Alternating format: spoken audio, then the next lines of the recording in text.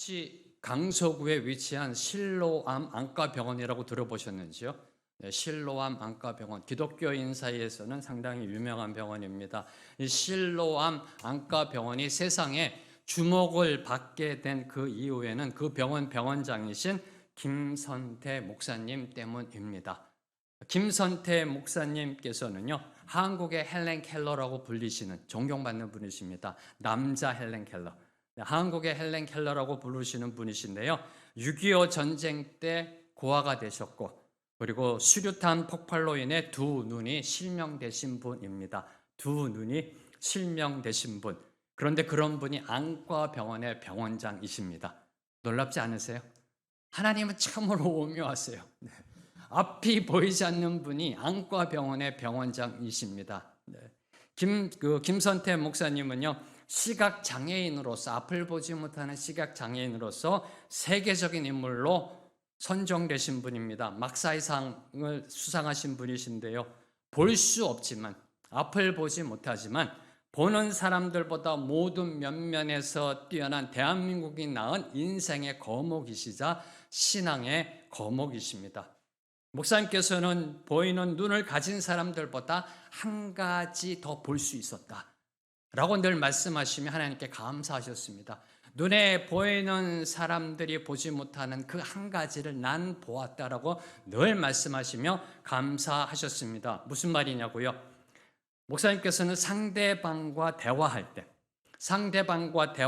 상대방의 마음이 보였다는 겁니다. 상대방과 대화할 때 상대방의 마음을 보셨다라고 말씀하십니다. 상대방이 다른 곳을 보고 이야기하고 있다든지, 또는 대화를 하면서 마음 중심이 다른 곳에 있다든지, 그 말이 진심인지 건성인지 등 그 이상의 모든 것을 아셨다라고 합니다. 느끼셨다라고 합니다. 이게 어떻게 가능할까요?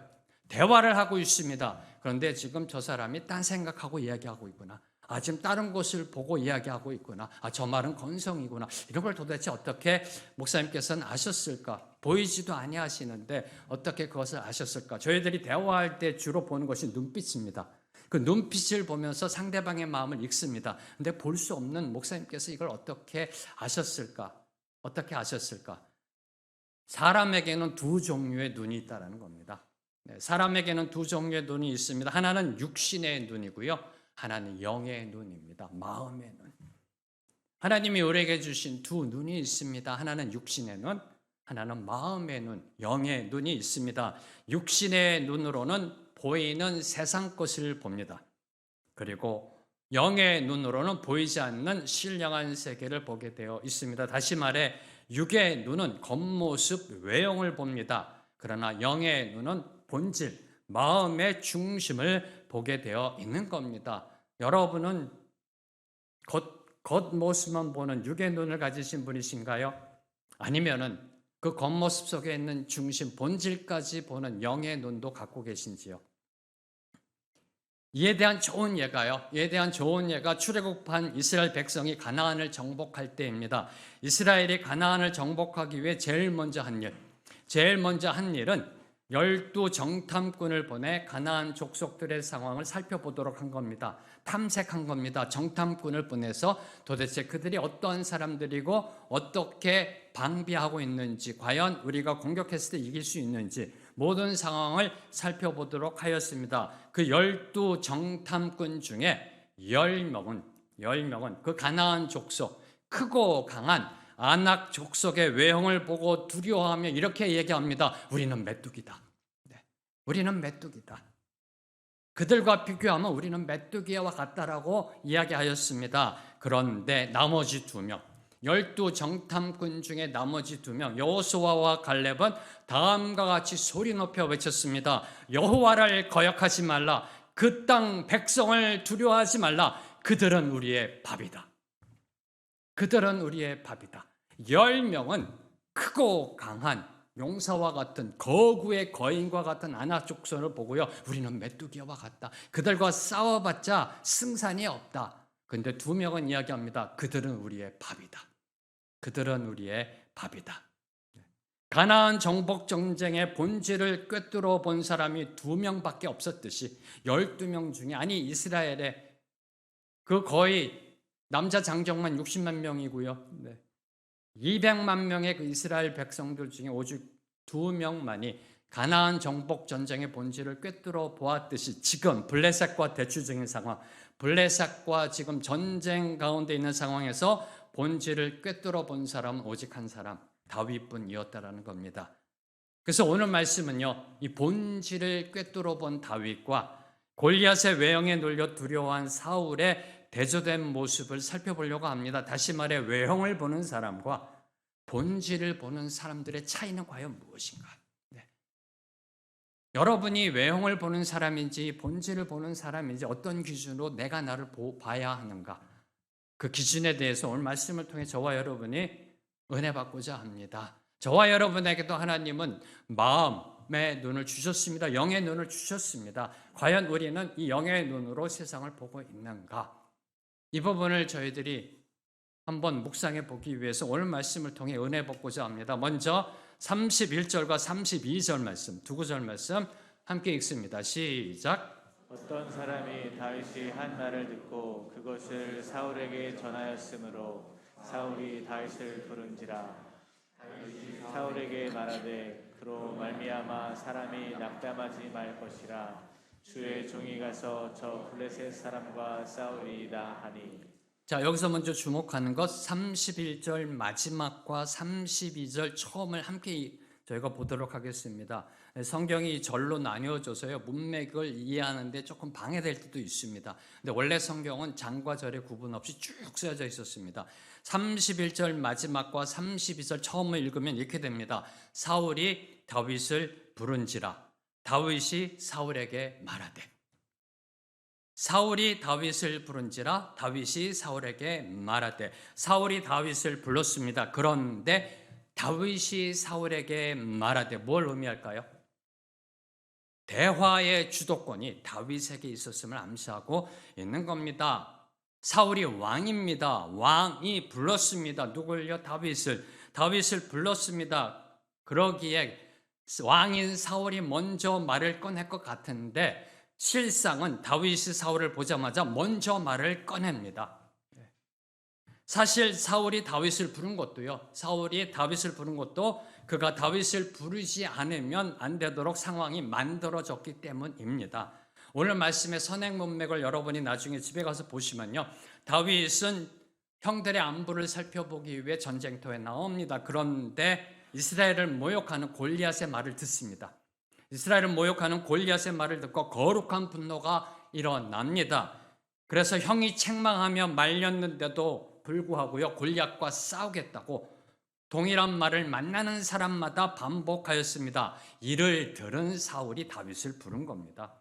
그게 바로 31절에 어떤 사람이 다윗이 한 말을 듣고 그것을 사울에게 전하였으므로 그 말을 들은 사울이 다윗을 불렀던 겁니다. 이러한 상황으로 볼 때 사울과 다윗의 만남에서부터 대화에 이르기까지 모든 주도권을 다윗이 쥐고 있었음을 알 수가 있습니다. 뭘 교훈할까요?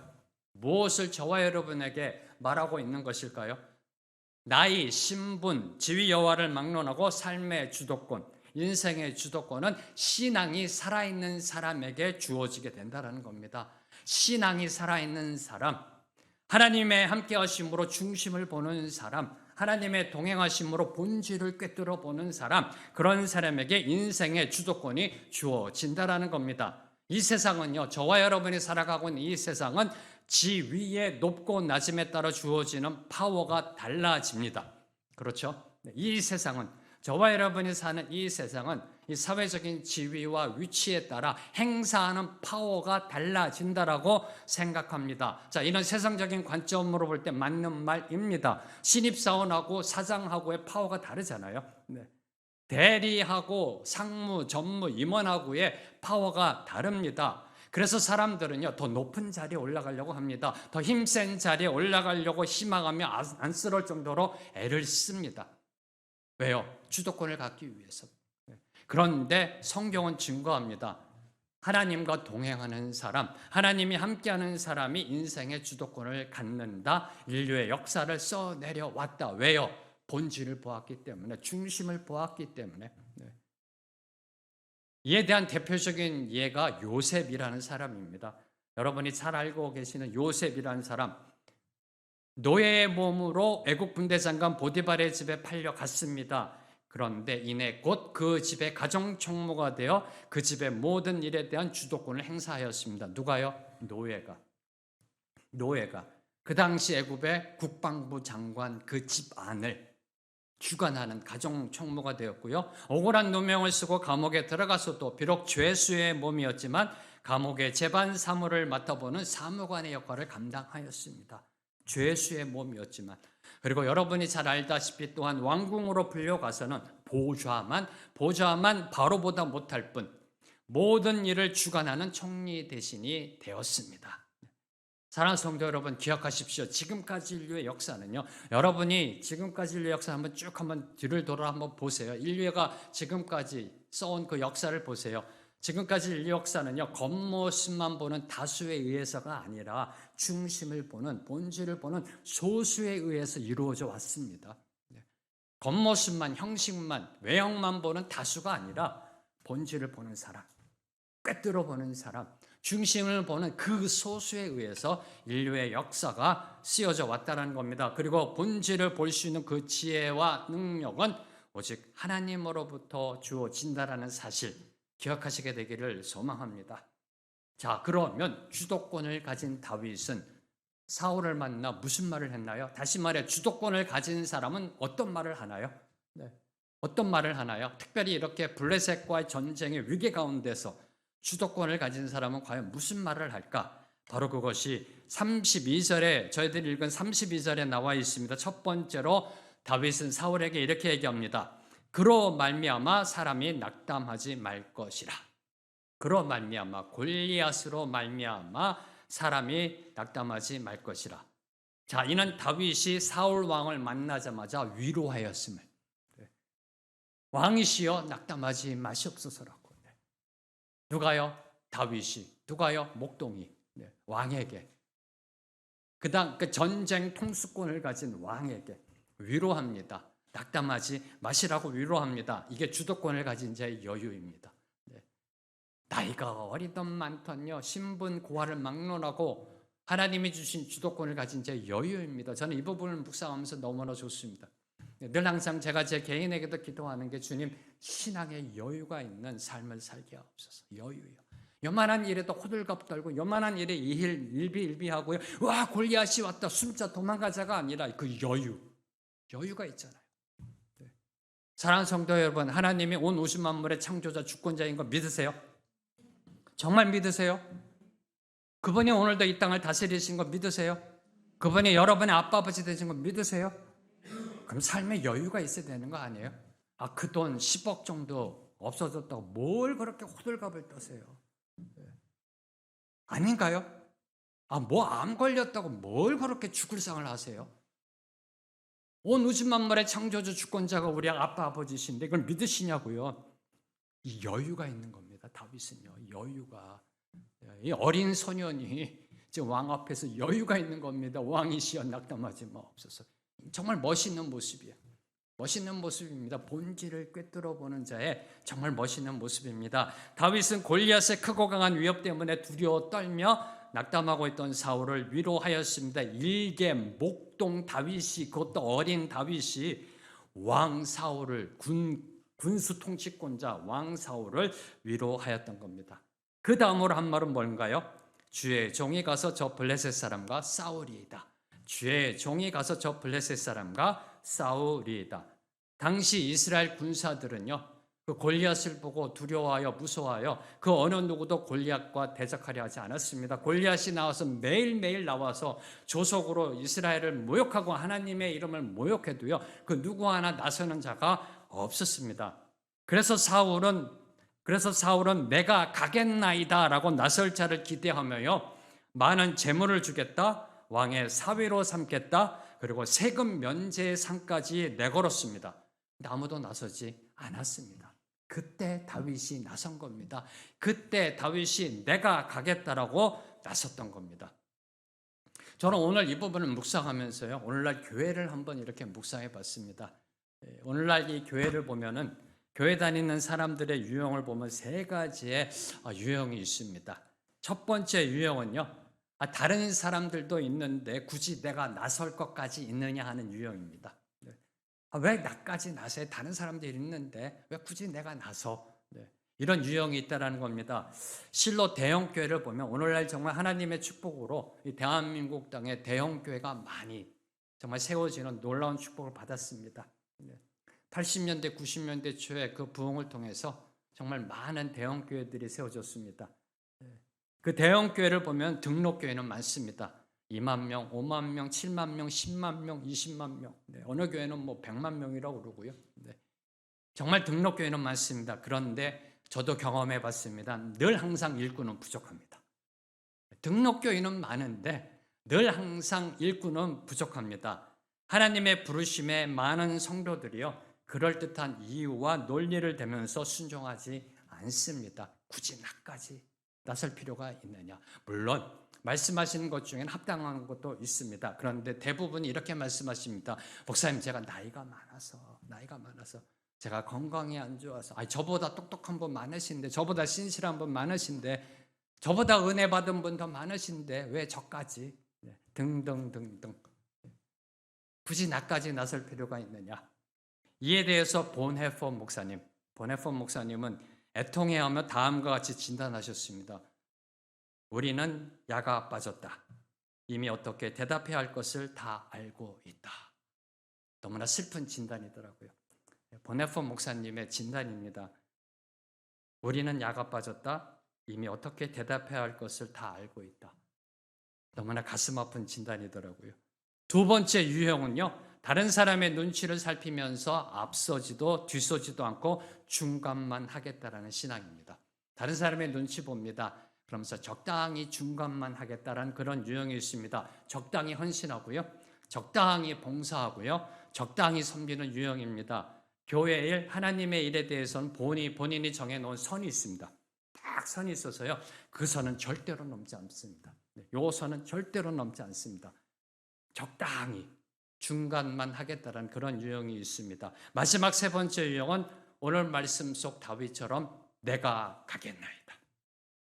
내가 가겠나이다의 유형입니다. 다른 사람이 가지 않기 때문에 나도 가지 않겠다가 아니라, 저기 장로님도 안 하는데, 저기 권사님도 안 하는데, 저 같은 게 무슨, 저도 안 합니다, 못 합니다가 아니라, 오히려 다른 사람이 가지 않기 때문에 내가 가겠다라는 신앙입니다. 다른 사람이 가지 않기 때문에 내가 가겠다라는 신앙입니다. 자, 이 유형은, 이 신앙은 멸절의 위기에 처한 민족을 구원하기 위하여 죽으면 죽으리이다. 죽으면 죽으리이다라고 선포하며 아하수에로 왕 앞으로 나갔던 에스더가 가졌던 바로 그 신앙입니다. 그리고 또한 누가 우리를 위하여 갈꼬라고 그 하나님의 음성에 주님, 제가 여기 있습니다 라고 손을 든 선지자 이사야의 신앙의 모습입니다. 지금 여러분은 어느 쪽 유형이신지요? 한번 여러분의 삶을 뒤돌아보시기 바랍니다. 나는 어느 쪽 유형일까? 본질을 보면요, 손을 들게 되어 있습니다. 본질을 보면 손을 들게 되어 있습니다. 오늘 말씀 속 다윗처럼 본질을 보면 내가 가겠나이다라고 나아갈 수밖에 없습니다. 본질을 보면 누가 뭐래도 달려가게 되어 있습니다. 그게 바로 이번에 임한 에스베리 대학교의 부흥의 모습입니다. 본질을 보면 6시간 차 몰고 갑니다. 본질을 보면 유럽에서 비행기 타고 갑니다. 본질을 본 자의 모습, 본질을 보면 반드시 손을 들게 되어 있습니다. 자, 이제 33절을 보면요, 내가 가겠나이다에 대해서 사울이 이렇게 얘기합니다. 너는 골리앗과 싸울 수 없다. 너는 골리앗과 싸울 수 없다라고 말하며 찬물을 끼얹습니다. 33절을 보면 너는 어리고 골리앗은 용사다. 너는 골리앗과 싸울 수 없다라고 찬물을 딱 끼얹습니다. 그러자 다윗은 하나님의 이름으로, 하나님의 신앙으로 출전 의지를 불태웠습니다. 34절에서 36절 말씀, 세 구절 말씀 함께 읽습니다. 시작.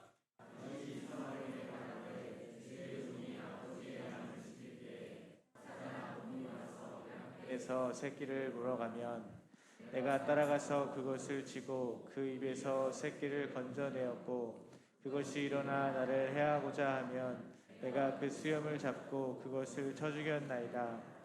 주의 종이 사자와 곰도 쳤은즉 살아계시는 하나님의 군대를 모욕한 이 할례받지 않은 블레셋 사람이리까 그가 그 짐승의 하나와 같이 되리이다.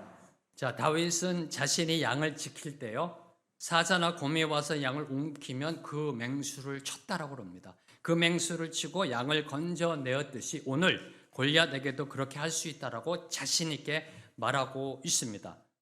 자, 이 말을 잘 보면요, 이 말을 묵상하면 이겁니다. 과거에 하나님이 자신과 함께 하신 까닭에 양들을 지켜낼 수 있었습니다. 그러하듯이 오늘도 하나님이 함께 하심으로 저 골리앗 무너뜨릴 수 있습니다 라고 말하고 있는 겁니다. 하나님은 과거에만 함께 하신 분이 아니라 오늘 지금도 함께 하시는 분이라는 사실을 확신하며 고백하며 간증하며 선포하고 있는 겁니다. 한마디로 영원토록, 어제나 오늘이나 영원토록 살아 역사하신 하나님을 체험한 그 신앙의 선포가 지금 다윗의 입을 통해 선포되고 있는 겁니다. 1절에 제가 양을 칠 때 사자와 곰이 양을 움켜잡고 갈 때 가서 제가 직접 그들을 치고 그 양을 구원해냈습니다. 왜요? 하나님이 함께 하셨기 때문입니다. 그 하나님이 지금 나와 함께 하시면 저 골리앗 같은 거 아무 문제가 안 됩니다 라고 지금 다윗이 사울 왕에게 선포하고 있는 겁니다. 하나님은 과거에만 존재하신 하나님이 아니라 지금도 존재하신다. 바로 그 사실을 체험했기 때문에, 그 사실을 확신하고 있기 때문에 저 골리앗과 싸우겠다라고 지금 나아가고 있는 겁니다. 오늘 우리의 신앙 역시, 저와 여러분의 신앙 역시 바로 지금 오늘 여기에 함께 하시는 하나님, 그 하나님을 체험해야 한다는 겁니다. 바로 지금 오늘 여기에 우리와 함께 하신다라는 그 현재형의 신앙이 되어야 한다라는 겁니다. 하나님은 과거 이스라엘에만 함께 하신 분이 아니십니다. 하나님 지금 이 순간에 또 우리와 함께 하시는 살아 역사하시는 분이라는 겁니다. 오랜 믿음 생활 하신 분들이 자주 하시는 말씀이 있습니다.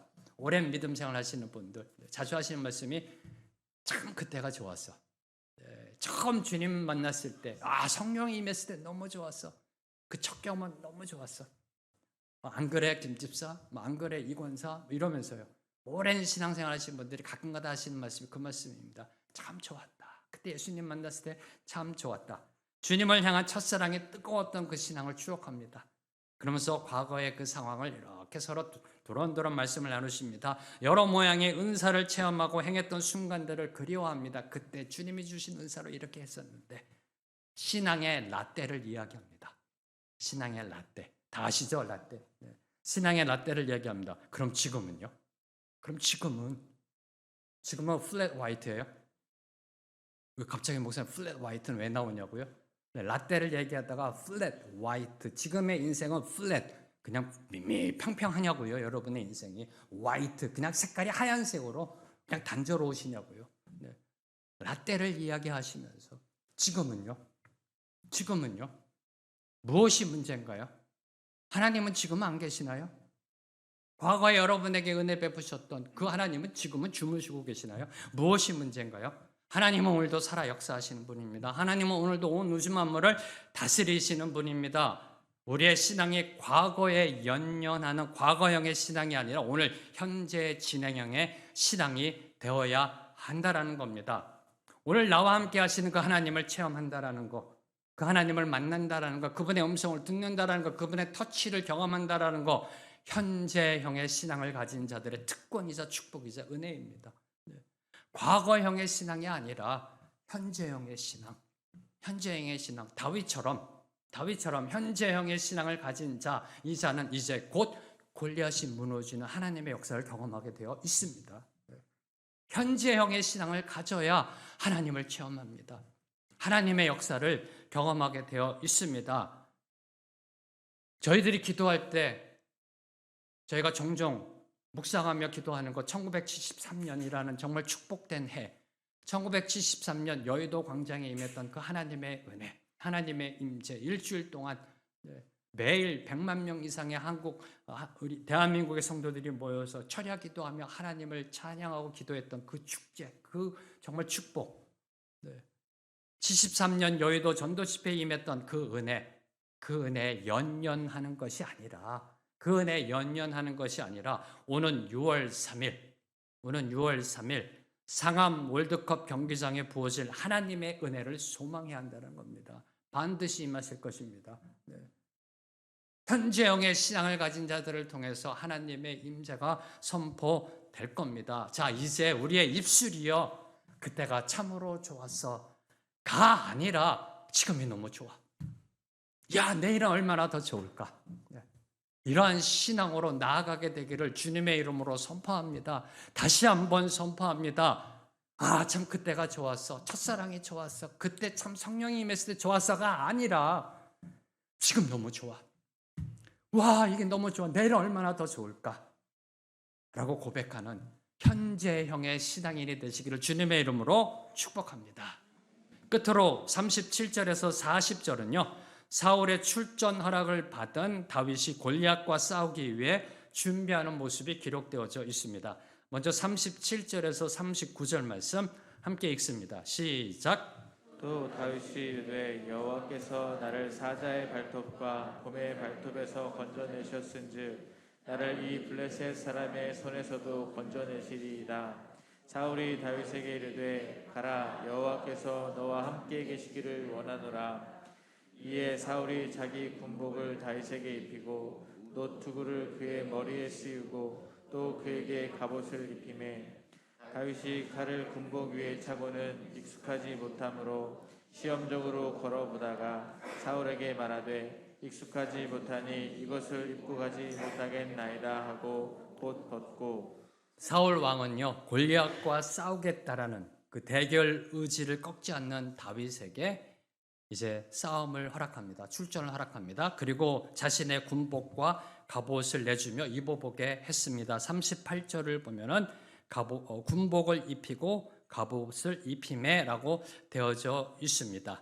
사울이 자기 군복을 다윗에게 입히고 또 그에게 갑옷을 입히매. 자, 이는 사울이요, 골리앗이 무장했던 방법과 동일한 방식으로 다윗을 무장시키려 하였음을 보여주고 있는 겁니다. 골리앗이 무장한 방법대로 군복을 입히고요, 갑옷을 입히고요, 노투구를 쓰게 하고요, 무기를 들게 하는, 그렇게 무장시키려 하였음을 보여줍니다. 사울 왕은 골리앗이 블레셋을 대표하여 싸우는 자라면 다윗은 이제 이스라엘을 대표하는 자이기에 최고의 것, 자기 것으로, 사울 왕 자기 것으로, 키 차이도 엄청 났을 겁니다. 사울하고 다윗하고요. 그런데 자기 것으로 자기 군복을 입히고요, 자기 갑옷을 입히고요, 그리고 노투구를 씌우고 여러 무기들로 중무장시켰던 겁니다. 여기에 문제가 있었던 겁니다. 네. 바로 여기에 문제가 있었던 겁니다. 왜요? 자, 이는 사울이요, 세상의 문제를 그에 상응하는 세상의 방법으로 해결하려 하였음을 보여주고 있습니다. 세상의 문제를 그에 상응하는 세상의 방법으로 해결하려고 하는 그러한 모습을 보여주고 있습니다. 바로 이것이 본질을 보지 못하고요, 외형만을 보는, 외형을 중시하는 자의 특징입니다. 본질을 꿰뚫어 보지 못하는 자는 늘 항상 세상의 방법대로 세상 문제에 어프로치합니다. 해결하려고 합니다. 그런데 39절을 보면 사울의 그 관점과는 달리, 사울의 생각과는 달리 다윗은 군복과 갑옷 등 모든 것을 벗어 버렸습니다. 39절 마지막에 보면 곧 벗고 다 벗어 버립니다. 왜요? 39절에 보면 두 번이나 강조되고 있는 거, 익숙하지 못함으로.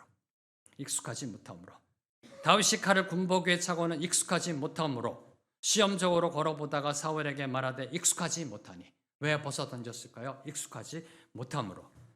자, 여기서 두 가지를 묵상코자 합니다. 첫 번째, 익숙하다라고 번역된 그 원어는요, 시험하다, 시도하다라는 뜻이 있습니다.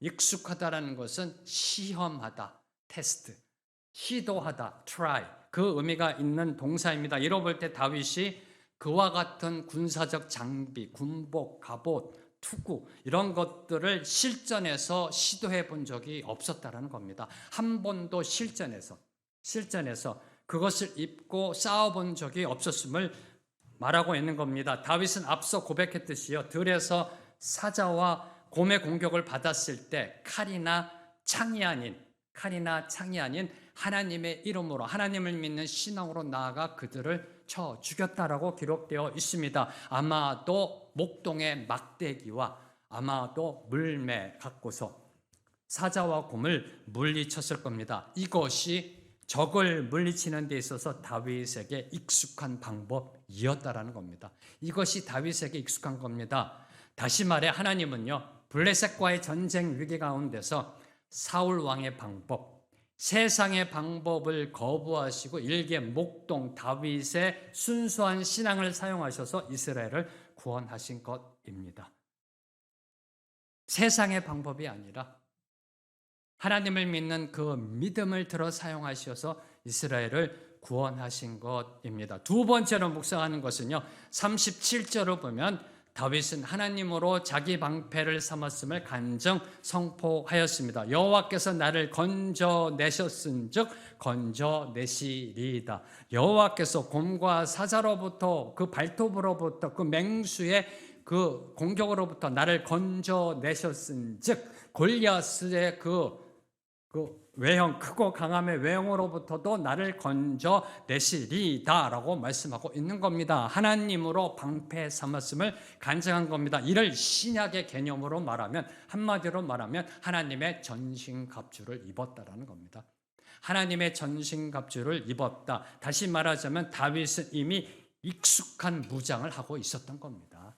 이미 익숙한 무장을 하고 있었던 겁니다. 무장을 해도요, 세상에서 가장 안전하고 튼튼한 갑옷으로 무장하고 있었습니다. 네.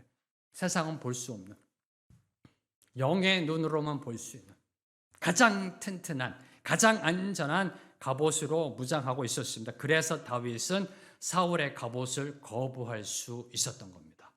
본질을 보는 자는 세상적인 방법을 거부합니다. 자, 이를 증명하는 것이요. 이를 증명하는 것이, 제가 만약에 다윗이었다면 이때 어떻게 했을까를 한번 묵상해 보면서 생각해 보았습니다. 자, 다윗이 사울의 갑옷을 벗고 취한 행동입니다. 키 차이가 많이 나서 사울은 장년이고요. 지금 다윗은 어린 소년입니다. 키 차이 많이 나고 아마 되게 어색했을 겁니다. 맞지도 않고요. 다윗이 사울의 갑옷을 벗습니다. 그때 다윗은 사울의 갑옷을 벗은 후에 이렇게 이야기하지 않았습니다. 왕이시여, 나에게 맞는 갑옷을 주세요. 이렇게 얘기하지 않았다라는 겁니다. 조금 작고 부족해도 좋으니 나에게 맞는 갑옷을 좀 구해다 주세요라고 하지 않았다라는 겁니다. 않았다라는 겁니다. 왜요? 이미 무장하고 있기 때문에, 이미 갑옷을 입고 있기 때문에, 그 위에다가 또 다른 갑옷을 입을 필요가 없었기 때문에 이제 다윗에게는 골리앗을 공격할 무기만 준비하면 됐던 것입니다. 그것도요, 좋은 칼이나 창을 구하지 않습니다. 막대기와 물매 그리고 돌 5개가 전부였습니다. 이것이 본질을 보는 신앙인의 모습이라는 겁니다. 이것이 본질을 꿰뚫어 보는 신앙인의 모습이라는 겁니다. 세상 사람들은 세상의 그 무엇으로 갑옷과 방패를 삼으려 합니다. 오늘 저와 여러분, 믿는 저와 여러분도 어느 정도 일부분 세상 것으로 여러분의 인생에 갑옷을 삼으려 하고 있고요, 방패를 삼으려 하고 있습니다. 어느 정도, 어느 부분 부족하기 때문에, 넘어지기 때문에, 두렵기 때문에, 무섭기 때문에, 어딘가 불안합니다. 신앙으로 살아라. 오늘도 하나님은 살아계시다. 온 우주 만물을 창조하시고 주권자이시다. 아멘 하는데 세상을 살아가는데 뭔가 불안해요. 뭔가 걸려요. 뭔가 두려워.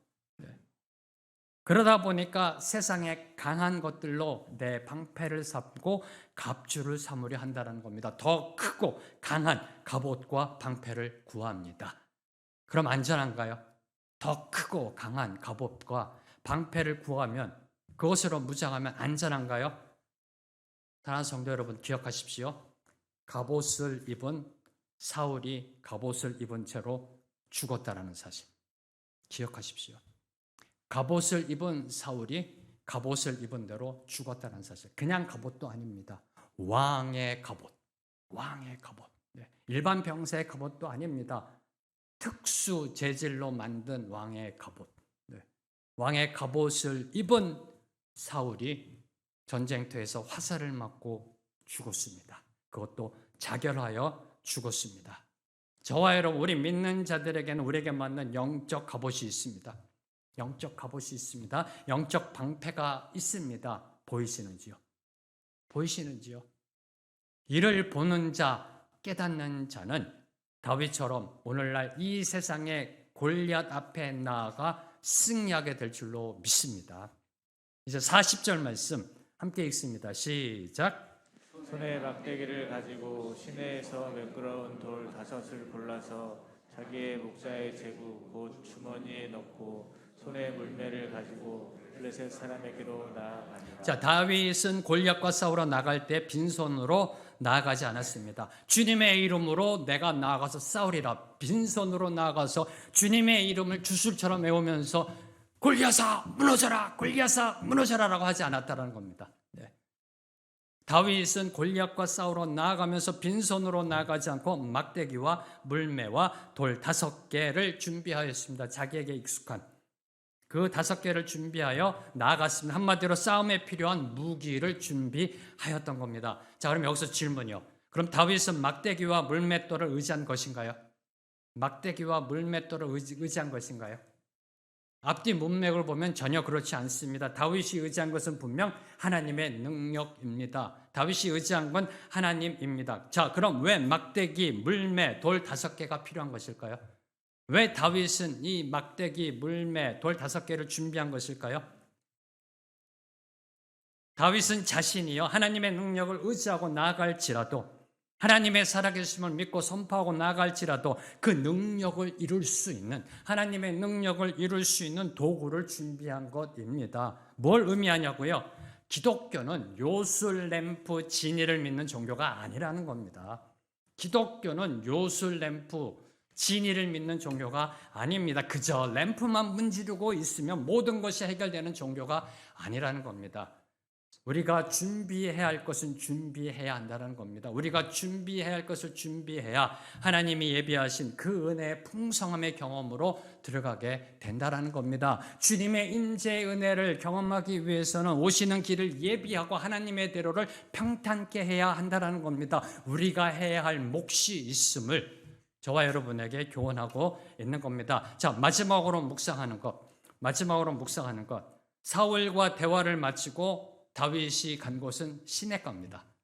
40절에 보면 시내로 내려갑니다. 그리고 물매에 사용할 돌을 고르고 있는 다윗의 모습입니다. 이 부분을 묵상하고 오늘 말씀을 맺도록 하겠습니다. 한번 여러분 생각해 보세요. 죽느냐 사느냐의 전쟁터입니다. 죽느냐 사느냐의 전쟁터입니다. 언제 화살이 날라올지 모르고요. 죽느냐 사느냐의 전쟁터에서 군복도 걸치지 않은 어린 소년 다윗이 한가하게 돌을 고르고 있는 모습. 여러분이 만약에 이때 드론 띄워서 위에서 본다고 생각해 보세요. 한쪽에는 블레셋 군대가 있고요. 골리앗이 위협하고 있고, 이쪽에는 이스라엘 군대가 겁에 질려서 숨어 있고, 근데 그 앞에는 시냇가에 어린 한 소녀가 갑자기 나타나더니 군복도 입지 않고요. 가더니 뭘 돌을 고르고 있어요. 이 모습을 한번 묵상해 보세요. 한가하게 돌을 고르고 있습니다. 그 다윗의 모습 속에서 제가 깨달은 것, 그 다윗의 모습 속에는 이제 곧 골리앗과 싸우게 되어 있습니다. 그 키가 한 3m나 되는 모든 이스라엘 군사들이 두려워 떠는 그 골리앗과 싸우게 되어 있는데 그 어떤 두려움이나 공포가 전혀 느끼지 않는다는 겁니다. 한번 드론으로 띄워서 여러분이 보세요. 이렇게 한가하게 시냇가에 가서 이 돌인가 고르고 있는 그 모습을 보세요. 지금요. 골리앗과 싸워야 하는 무서움, 두려움, 공포감을 전혀 느낄 수가 없습니다. 그런데 놓치지 말아야 할 것, 돌을 고르고 있는 다윗의 모습은 진지했다는 겁니다. 이 돌인가 저 돌인가, 나에게 익숙한 게 뭐였지? 아니야, 이 돌은 좀 그래. 진지하게 고르고 있었다는 겁니다. 이 돌, 저 돌 만져보며 자신에게 익숙한 돌을 고르고 있었습니다. 한마디로 다윗은 사울처럼 두려움의 공포에 눌려 있는 것이 아니라 침착함과 담대함의 여유가 충만했던 겁니다. 이게 본질을 꿰뚫는 자의 모습입니다. 이게 어떻게 가능할까요? 한번 생각해 보세요. 이게 어떻게 가능할까요? 어린 소년이 전쟁터에 나가서 시냇가에서 돌을 고르고 이게 어떻게 가능할까? 골리앗과 싸우러 나간다고 그러면서 이게 어떻게 가능할까? 그 답은 오직 하나. 오늘도 살아 역사하신 하나님을 만나 체험하고 동행하고 있었기 때문에, 그분의 손을 꼭 붙잡고 있었기 때문에 그 어떤 상황 가운데서도 침착함의 여유, 담대함의 여유를 세상을 향해 마음껏 보여줄 수 있었던 겁니다. 오늘 말씀을 맺겠습니다. 본질, 중심을 보는 사람, 본질을 꿰뚫어 보는 사람은요, 하나님을 믿는 신앙으로 인생의 주도권을 갖고 적극적으로 삶을 개척해 나아갑니다. 그리고 하나님을 만난 체험으로 현재 진행형의 신앙을 선포합니다. 증거합니다. 고백합니다. 그리고 마지막으로 그 어떤 위기 앞에서도요, 그 어떤 위기 앞에서도, 죽음의 위기 앞에서도 침착함과 담대함의 여유를 잊지 않고 하나님을 믿는 신앙의 능력으로 맞서 나아가 싸웁니다. 이게 본질을 꿰뚫은 신앙인의 모습이라는 겁니다.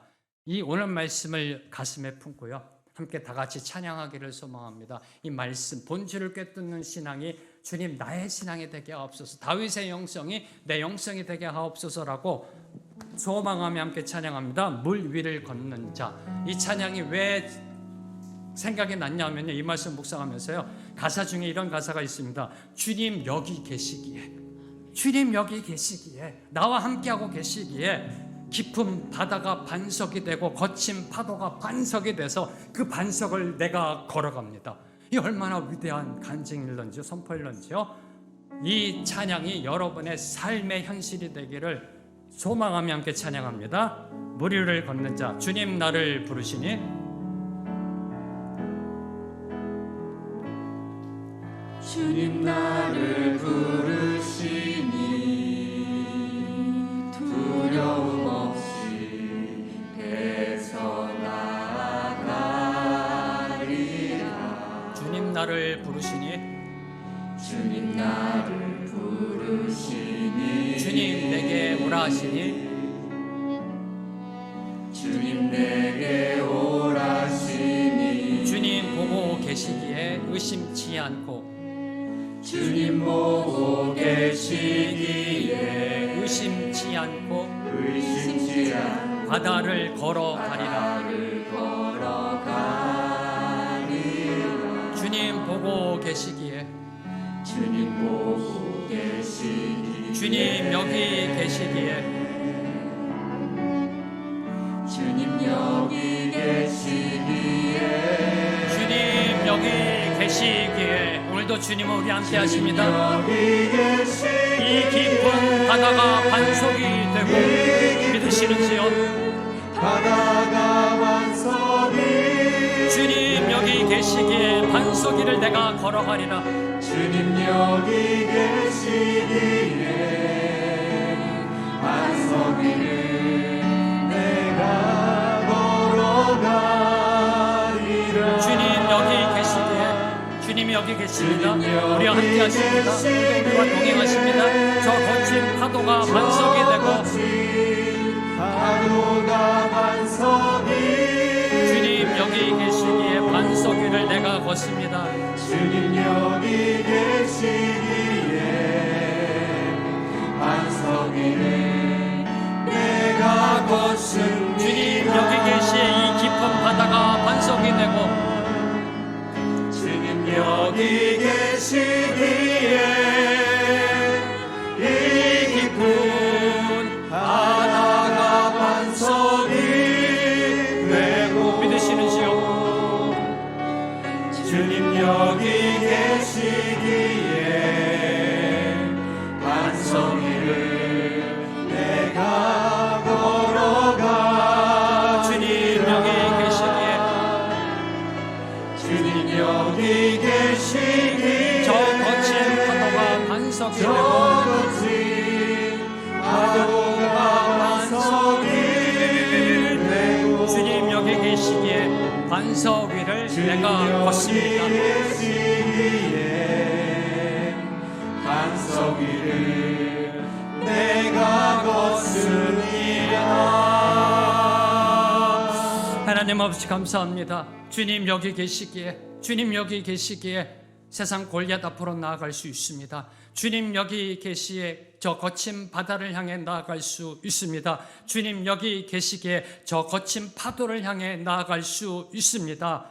주님 감사합니다. 주님 감사합니다. 주님을 만나 체험하는 신앙, 현재 진행형의 신앙으로 나아가는 우리 모두가 되게 하여 주시옵소서. 우리에게 주신 마음의 눈이 열려, 영의 눈이 열려 본질을 보는, 중심을 보는 다윗의 영성이 우리의 삶의 현실이 되게 하시고 간증이 되게 하시고 고백이 되게 하여 주시옵소서. 예수님의 이름으로 기도합니다. 아멘.